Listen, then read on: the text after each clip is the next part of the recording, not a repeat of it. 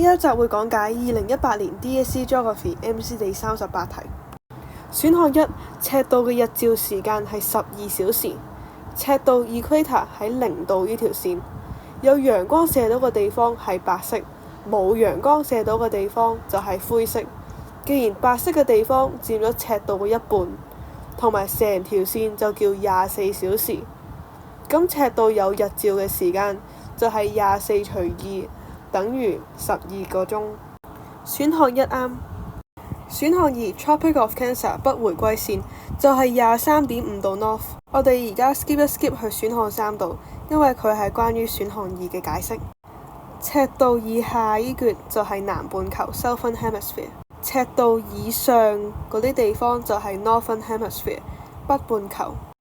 有冬季嘅地方就有少啲嘅日照時間 Duration of sunlight， 即係個白色比例係會少啲。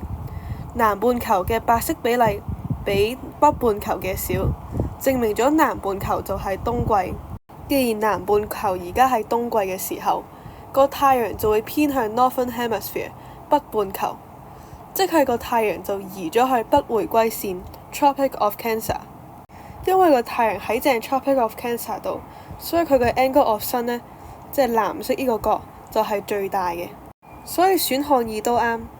所以所有選項都啱，答案係 D。